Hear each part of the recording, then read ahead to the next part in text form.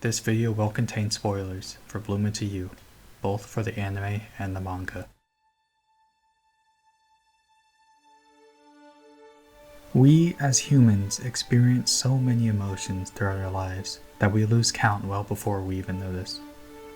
From the struggles of unearthing one's identity to the harrowingly beautiful journey that is falling in love, these feelings are always connected to how our own stories are written. As cliche as they may sound, actually exploring these ideas will show that they aren't mere points on a line. They're multifaceted prisms that are as difficult to fully understand as they are breathtaking to gaze upon. Along with many other similar themes, Bloom Into You displays this through a touching coming-of-age story.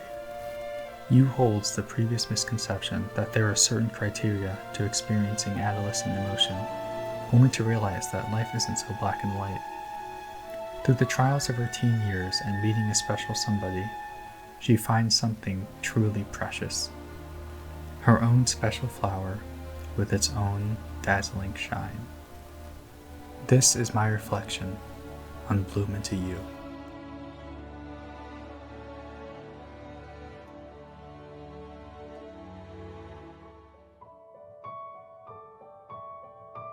Shoujo manga mo, love song no kashi mo, 私にはキラキラと眩しくて、でもどうしても届かなくて。From the depictions shown in modern media, songs, movies, shows, or books, falling in love may seem like a truly magical experience. Classic fairy tales tell the story of love at first sight, with princesses singing their blossoming feelings with praise and dazzling light. Children will grow up with these conceptions in heart.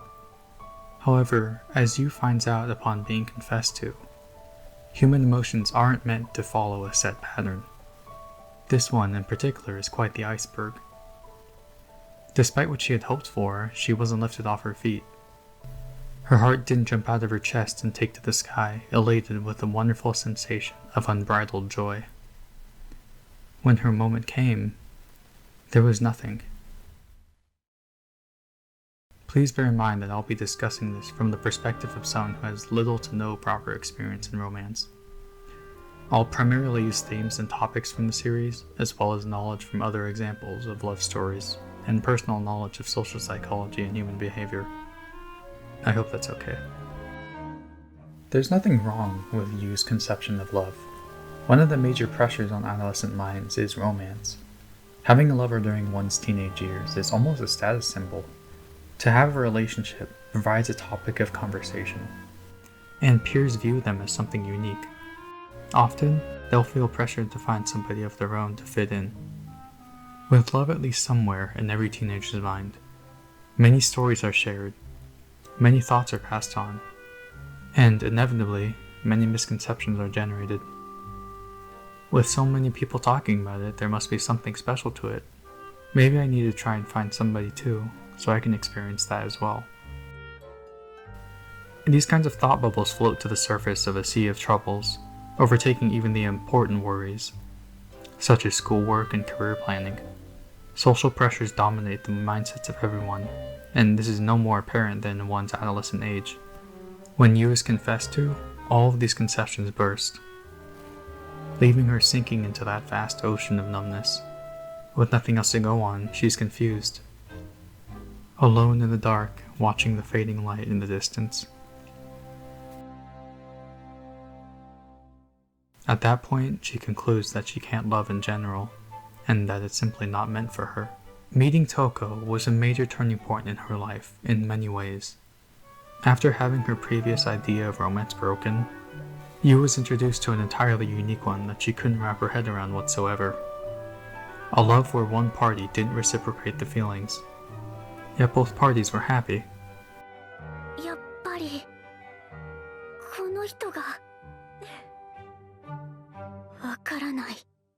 What Yu doesn't instantly recognize is that love doesn't come in only one form.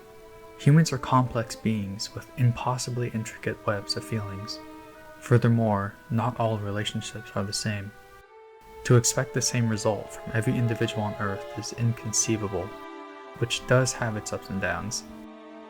Absolute equality amongst humankind would most likely eliminate all confusion and conflict, but it would also render out any sense of interest and discovery in social interaction.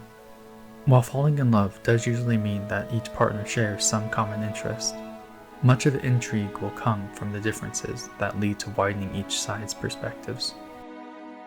Touko's feelings towards you, and Yu's subsequent thoughts on the matter, create a novel story that can be rather perplexing to fully digest, as we see with the main character. I'll go more into detail on the reasons for Touko's feelings later, as it merits its own dedicated discussion. For now, we'll stick with Yu, and how she navigates this unorthodox maze placed before her. It's not that Yu doesn't like Touko, nor does she not want to fall in love with her. In fact, it's the opposite. She wishes that her heart would allow her to feel those feelings of unrestricted elation. Even after her senior confesses, Yu feels nothing, just as she did when she was confessed to prior. It frustrates her after 2 separate attempts at finding romantic bliss, a scenario which many would be ecstatic for. The only sensation she feels is a slow, cold descent into a sea of loneliness. Part of her decides that it's fine to stay like that. Of course, it's not as though Yu is emotionally stuck. She feels happy receiving gifts from Touko. She enjoys walking home and talking about nothing with her. She finds comfort in a warm embrace, and she even notices the little details about her senior. She simply labels these feelings as normal. Love is meant to lift someone off their feet, right? A person can feel happiness without being in love. So that's what this must be. Maki and Rei, those who share a uniquely close bond with Yu, recognize the growing feelings between the 2 lead characters, even when Yu doesn't. When their secret is exposed, Yu's first reaction is to protect Touko's hidden side. This promptly shows Maki, a person who's witnessed many relationships from a third-person perspective, that there is a building mutual connection between the 2. Despite being relieved that Maki won't spread their secret, Yu struggles to understand him.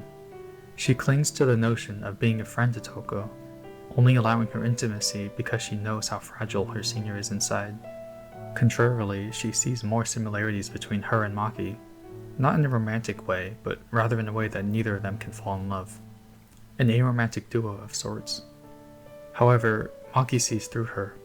He quickly recognizes that there is a stark contrast between him, an observer content with supporting others from a distance, and her, an isolated wanderer, obliviously searching for a light that's always been nearby. Yu's sister Rei maintains a distance due to their separate lives, yet she's still able to see her younger siblings' troubles. Perhaps it's just a bit of sisterly teasing, but it's clear later on that Rei fully realizes and supports their relationship. From picking up slight clues throughout the series, such as Touko asking for the cheesecake recipe, Touko's projector gift, and the various times Yu's mood swung up and down, Rei quietly watches her sister discover these new, complex emotions.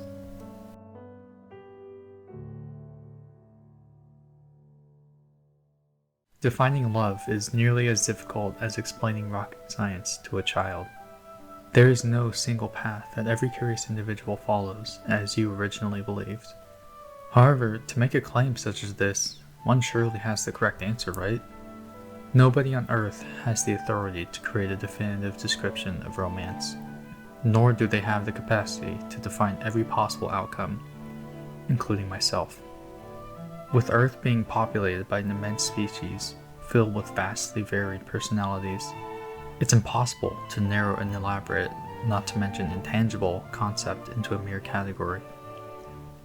With that being said, I can only really discuss this from my limited perspective while focusing on examples from the series. Looking at Yu and Touko's relationship then, there are a number of reasons why people fall in love. Sure, there's also the evolutionary drive to find a partner to continue the survival of our race. But it's hard to call something in that context love. As human beings, we are inherently social creatures, and there's a motive to find connections with others, lest we find ourselves lost under the waves of that cold and lonely sea. Ultimately, that goal of companionship will lead to the desire for a deeper bond. Many times in life, there will be subjects that a person can't talk to with their family, their classmates, their co-workers, or even their friends. Such subjects are hard to express, even to those who are close. But feelings are meant to be shared. On top of that, while the company of many offers a greater excitement for conversation and recreation, sometimes it's best just to have a single person to talk to laugh with, to walk beside, to lean on, to care for. This kind of trust is something that cannot be split across a group. It's a unique emotion that glows the brightest when held between two intertwined souls. Developing a strong relationship expands further than having someone by your side. Interestingly enough, despite a couple's obvious benefit being the chance to see who one's partner truly is, there's also the opportunity to see another side of oneself through a partner. All humans have a curiosity to know who they are deep down. Falling in love answers many of these aching questions in one way or another. What would happen if I was to meet somebody? How would I handle another person's emotions? How would I react to the change in my life? These are all invaluable pieces of wisdom that one can only obtain through a first-hand experience. Romance, then, is an incredibly precious part of our lives that redefines a person's entire being. In the case of Bloom Into You, Touko is able to show a version of herself that she felt uncomfortable, or perhaps unable, showing to others. Contrasting the image she puts up as a confident, friendly, academically advanced leader, Touko relieves the weight on her shoulders by leaning on Yu's. One of the reasons she falls in love with Yu is exactly this: the ability to feel like herself. As Yu continues to juggle her feelings about Touko, she slowly discovers more about herself as well. Over time, her conscious thoughts begin to side with her subconscious, opening up more and more to Touko and recognizing exactly what both of them are going through respectively. She sees through Touko's facade of trying to imitate her sister and the burden that she unnecessarily holds because of it. Eventually, she even sees how much he cares for her senior. In accepting that feeling, she realizes that, ever since the beginning, she's loved Touko, in whatever way it may be, and always chose her above all else. After plunging back into the void, due to the misunderstanding that followed her confession, she finally grasped how much she really cared for Touko. When people say that love is torture, they aren't entirely wrong. Of course, there's a comedic side to the saying, leaning more towards the "I'm going crazy because of my partner" idea, but even a deep-rooted love, such as the one told in the series, stands up to the quote as well. Falling in love will change a person dramatically, and no change is without sacrifice. The pains felt through discovering one's own feelings, struggling to take the first step, fearing rejection, and knowing what might happen if everything goes wrong, these are the trials that everyone in desperate hope goes through. How then does one know that these feelings can be described as love? If there's anything to be gained from what I've already discussed, there isn't a concrete answer. However, Yu's character arc in gradually growing closer to Touko provides some probable suggestions. Lending a shoulder for someone to rest on while quaking in anxiety may seem like something normal, and that's nonetheless a noble and kind thing to do. Touko would only show this weak side to Yu, and Yu accepted it, holding the belief that any person would do the same. Everyone has boundaries though, and it's fair to say that most people, especially teenagers, may not be alright with having another person completely open up. Down the road, Yu even seeks these special moments with her senior, perhaps out of worry, but also feeling comfort in the fact that she was supporting someone close. Always having someone in the back of one's mind can mean many different things. In this context, it can be a sign of attraction, but there's also the argument that Yu is just worried for a particular friend. With that said, we don't see Yu pay as close attention to anyone else in the show, not even the characters that she's already established to have close ties to, like Koyomi or Akari. It's always been Touko, a person who, while certainly unexpected, made her way into Yu's life and left a mark that couldn't be filled by anyone else. The two fill fragile roles for each other, For you, Touko is someone to ward off loneliness and show what love truly is like. For Touko, you provides comfort and catharsis from an otherwise stressful world. This kind of interaction is shown briefly during a phone call between them. Just by hearing Yu's voice over the phone, Touko's previous worries melt away, talking about nothing for no reason at all. On the other side, Yu feels anxious but happy to talk to her senior, juggling her emotions while having to watch over Touko carefully. Another version of love displayed in the show is that of Touko's perspective. But rather than a starry-eyed, fantastical version of romance that Yu originally had, Touko holds a more pessimistic idea. When we first meet her, after Yu overhears her turning down a classmate, she claims that she simply doesn't want to date anybody. Later on, she adds that no one who's confessed to her has made her heart flutter, which is the first connection the two find. This claim is broken shortly after with Yu. The reason for the sudden change of heart isn't because she just changed her mind on the spot, but because she does want to love, yet doesn't want somebody to love her. Therefore, when Yu says that she feels incapable of loving, Touko, who, at this point, is right in the middle of her identity crisis, grasps for the opportunity. I'm not going to talk about Touko's insecurity right now, as that's in the following section, but I do want to touch on her depiction of romance. Originally, she views love as something akin to chains, shackling two individuals to never change. If I love something the way it is now, then I'll stop loving it the moment it changes, right? The reason she falls in love with Yu is because she truly does want to fall in love. With her uncertain identity, she believes that any feelings for her are false. Her junior's complex of emotion, then, gives her the opportunity to fall for an incredibly kind and hardworking person, without the risk of receiving love in return. Morally, this kind of outlook seems bleak, especially given that most of us are more familiar with Yu's whimsical idea of love. But it's hard to disprove her, isn't it? Humans will ultimately favor themselves over others when it comes down to it. As much as a person may love something, change is a constant threat to that bond. Should a change occur, there's a chance that the connection shatters on the spot, unable to be rebuilt, resulting in a permanent divide. A status quo is one of the most comforting lies of life. Once established, it becomes a constant in a world full of uncertainty, and uncertainty haunts the well-being of people across the world. Change is necessary, but no change is without sacrifice. However, not all sacrifices are tolerable, and some sacrifices may lead to horrifying consequences.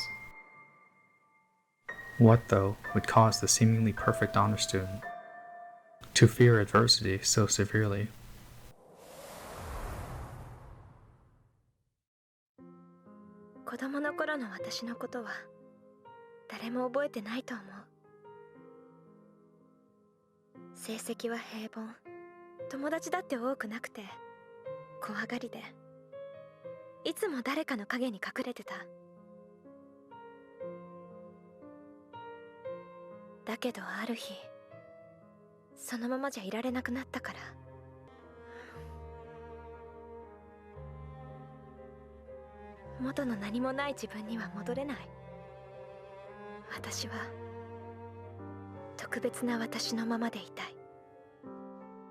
Identity is probably the utmost priority in one's journey through life. To know what you like and dislike, who you connect with and disagree with, what you hold to be moral and unjust, collectively define major aspects of an individual.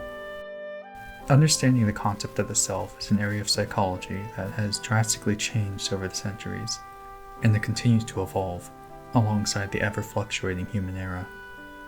It's rare to find anybody who can confidently give a concrete definition of themselves, let alone those who are going through arguably the most socially challenging period of life.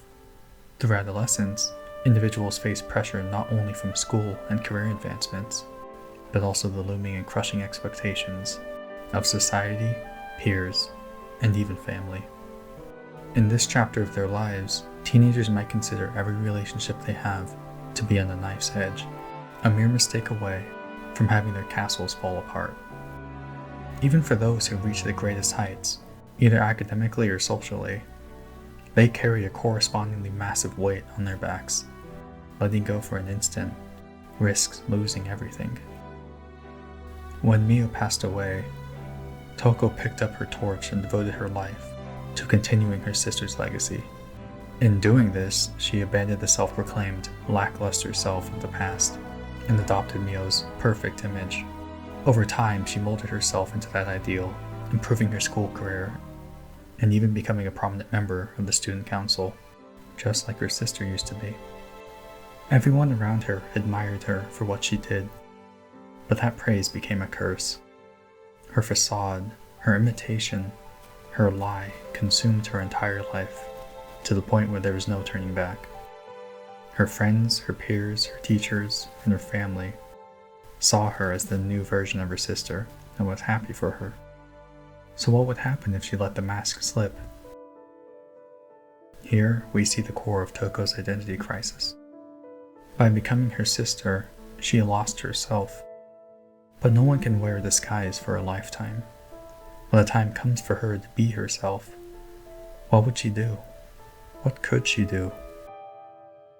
The student council play was the final checkpoint on Mio's bucket list. Touko managed to rally the council into fulfilling that wish, unaware of the true purpose, of course.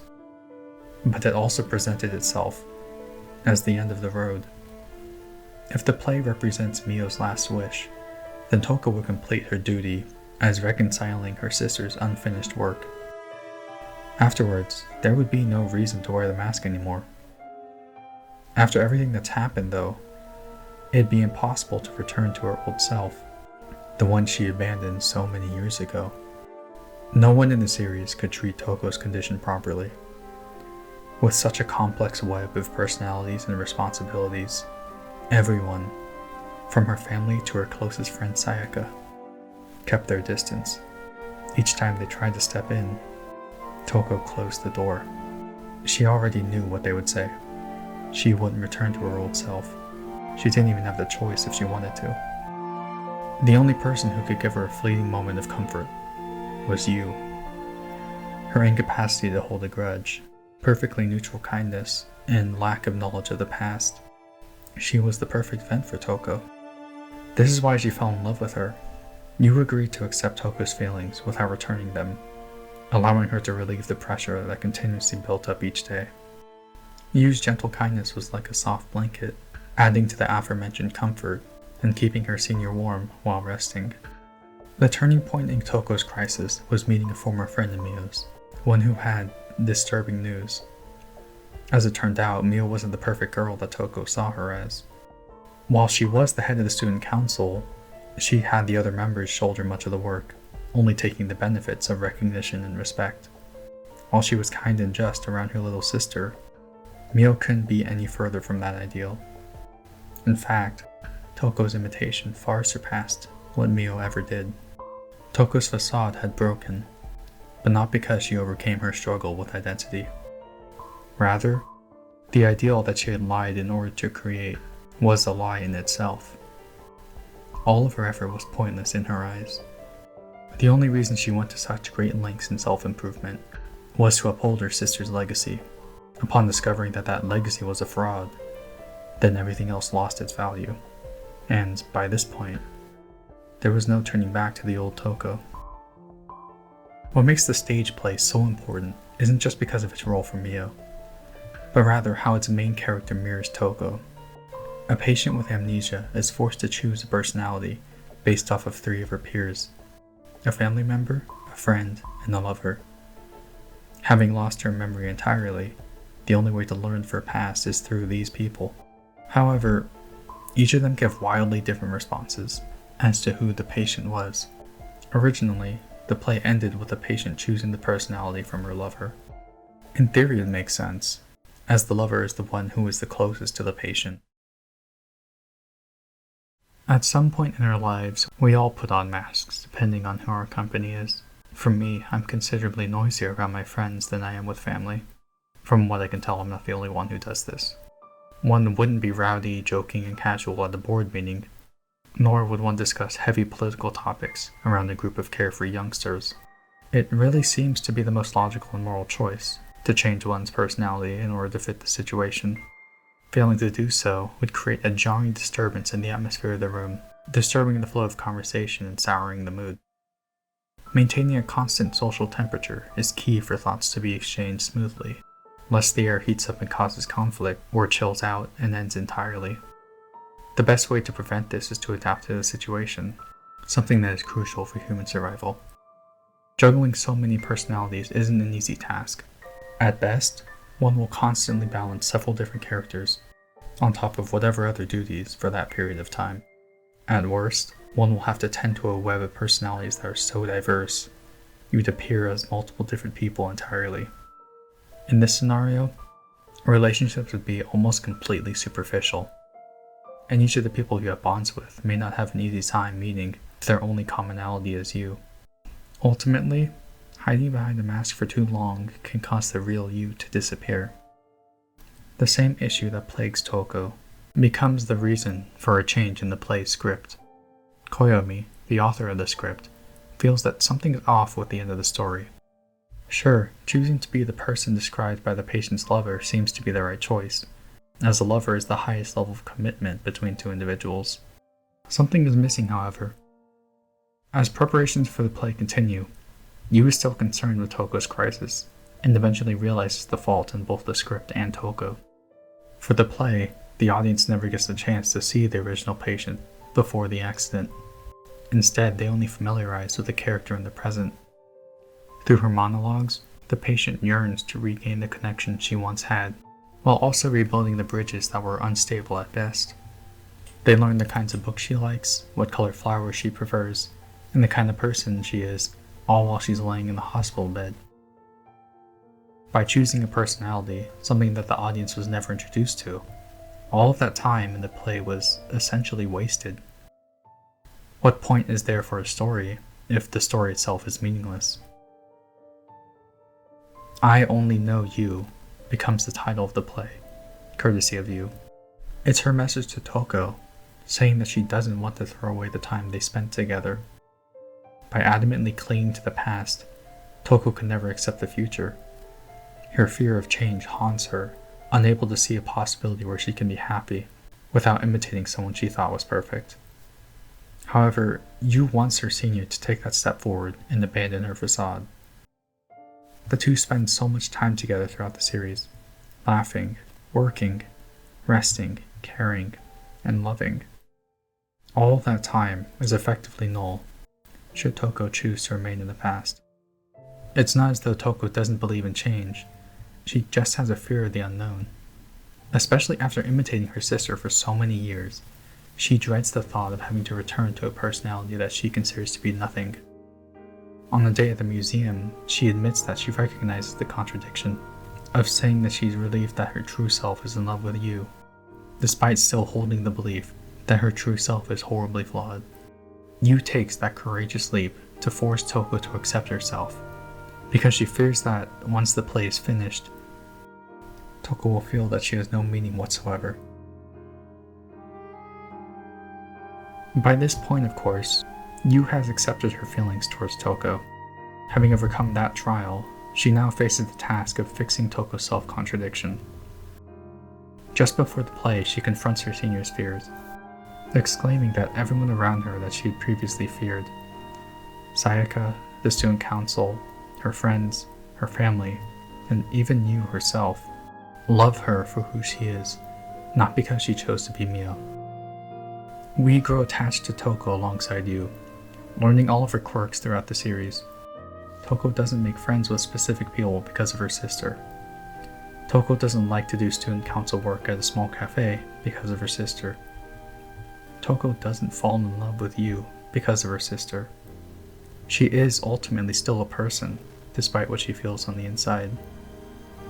This point is further proven when she learns that Mio herself wore masks.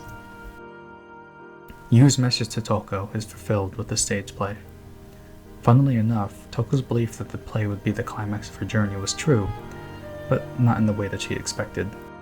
By showing how successful and happy the patient can be by choosing her own path, Touko's eyes finally opened to the future. The concept of the self is incredibly complex, and I doubt that we'll ever have a concrete definition of defining what makes a person a person. Individuals will always have second thoughts about their actions. With pressure from peers, family, and society, the weight of having to fit in can feel crushing. One of the easiest ways to relieve some of that stress is to wear specific masks according to external demands, even at the cost of one's internal demands. To find a balance while handling the world's expectations and maintaining a genuinely happy self is paramount to find a life worth smiling back on. We can't decide what we'll run into on our path, but we can decide what we do and where we go from there.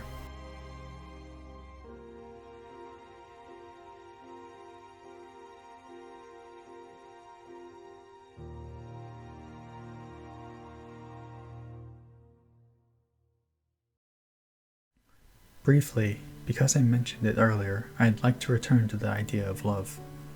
Specifically, what Touko's definition of love is and how it plays out in the story. Even after moving on from the play and finding a new beginning, she doesn't quite see you as a person capable of love. She sees her still as a friend who is a bit cheeky, amazing at reading others, and incredibly kind. This is why, upon Yu's inevitable confession, Touko is unable to immediately respond. If the confession occurred before the play, there's a chance that Touko would have rejected Yu, but it's unlikely that she'd forget about her. We see a plethora of times where she longs to be by her side before the show, but this is only because she finds comfort in Yu's nonchalant nature. But after finally changing herself, she forgot the fact that Yu is able to change as well. Her confession not only challenges Touko's idea of love preventing change, but also challenges the image that she had of Yu never being able to change. These realizations, especially happening just a moment after their conversation about how much Touko has changed, overwhelms her. Despite both of them still wanting to be side by side, a mere slip of the tongue and a drop of fear creates a rift. Their separation sends them off the cliff, after being within touching distance of the peak. With both of them falling into loneliness, they have to decide what they believe in, their own conceptions of love, or their feelings for each other. Yu, believing that she'd already been rejected, tries to move on, relying on her previous fear that love isn't meant for her. Deep inside, though, her heart is numb and her mind is racing, having just missed the very thing she'd sought for so long. Maki once again sees straight through her, not believing that Touko would really have rejected her, and claiming that Yu's just running away from her own feelings. Touko recognizes that the misunderstanding originated from her, but for the first time, she's afraid of Yu. Conflicted by her desire to continue to be with Yu, while also struggling at her contradicting emotions, renders her speechless, adding to the distance between them. Sayaka, not out of spite for Yu, confesses her own feelings to Touko, standing up to the idea of love being shackles. She believes that true love isn't about loving the way a person is at one moment. Rather, she claims that it's a declaration of faith. To love somebody doesn't mean that a bond is broken the moment something changes. True love is unconditional. True love is everlasting. True love is a promise to stay by each other's side, no matter what happens. From my perspective, a person will experience the most development within their teenage years.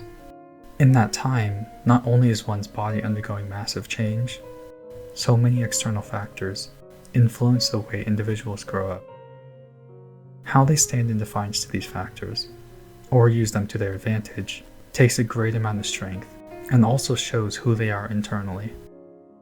To find a couple whose connection is rooted so deep that they can find happiness even within these conditions is truly special. This series masterfully displays a story like this, and, thankfully, Touko and Yu don't stay separated for too long. Both of the main duo's arcs are stellar, showing unique characters who have strong, natural development and beautiful chemistry. Their individual personalities are layered and realistic, and their struggles are heart-wrenching yet relatable. Together, their happiness is easily contagious, but their separations are crushing. It takes time, but with some help from friends, family, and especially each other, they do claim their own identities Nanami senpai. and discover what it actually means to love.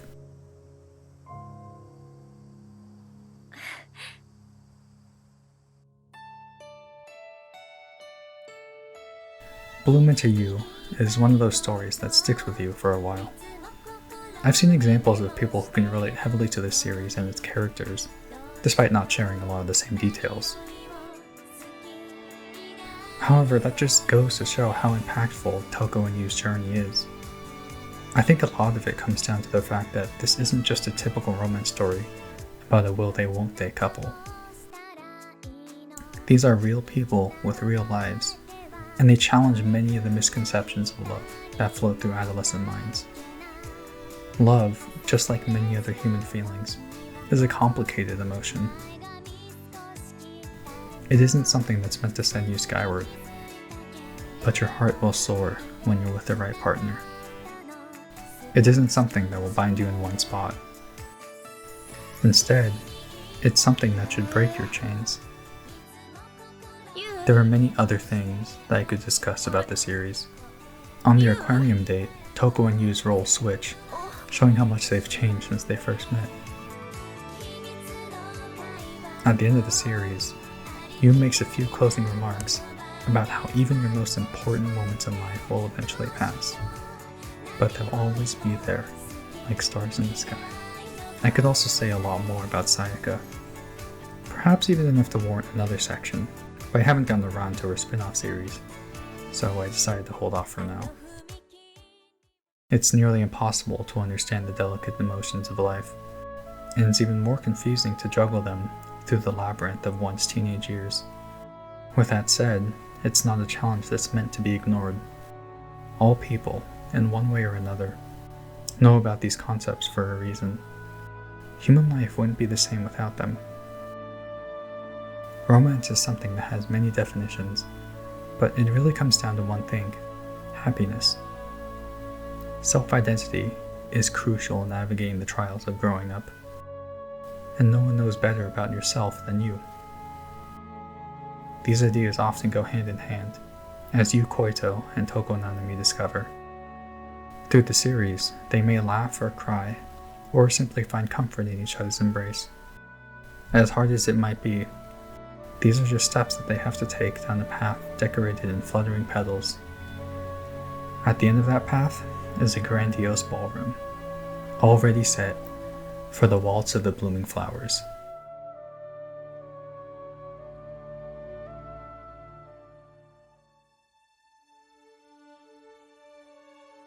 A lot of the previous video's disclaimers apply here, but overall I'm still happy with how this script turned out.